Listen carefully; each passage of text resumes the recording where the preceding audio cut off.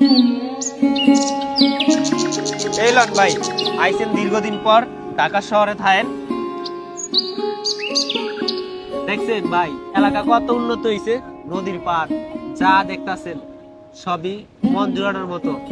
কিন্তু ভাই দিন শেষে আমনিও ভোলাই আমরাও ভোলাই, আমার লাভটা কি কোন চাই? লাভ কে যে আমগো জেলায় কত মানুষ আইতাছে, ভোলায় ঘুরতাছে, দেখতাছে।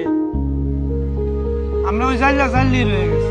এইটা কি কইলেন? আমরা জাইলেই রয়ে গেছি। আমনিও ভোলায়া আমিও ভোলায়া, আমনে আমাকে অপমান কইরা কথা কন মিয়া।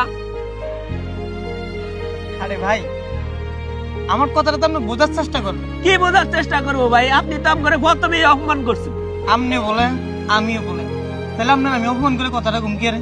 আপনি কি মজা লন মিয়া আমার লাগে?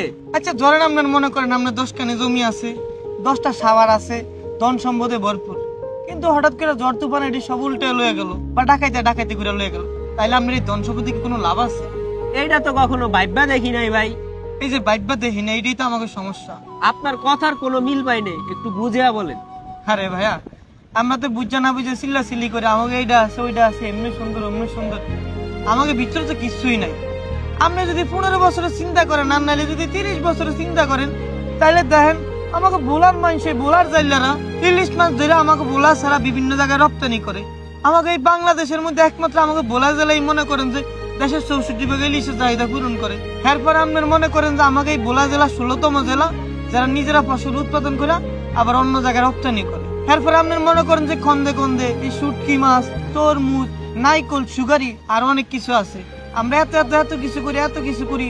আমাকে ধরেন এই যে খাজুর গাছের সৌন্দর্যের কথা কন, সর্বশূন্য সৌন্দর্যের কথা কন, তুলাতুলি সৌন্দর্যের কথা কন, কিন্তু একটা জিনিস কি কখনো ভাইবা দেখছেন?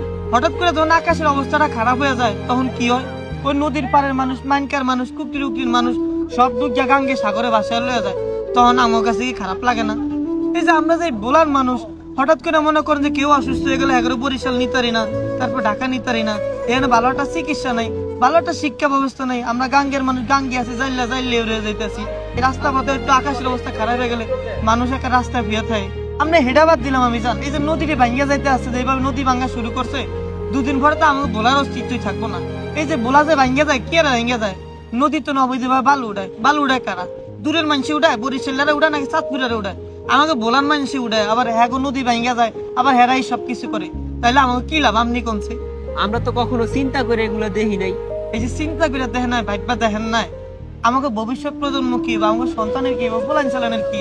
আপনি তো মিছা কর নাই, হাসা কথাই কইছে। আমরা তো সত্যি অনেক পিছিয়ে আছি।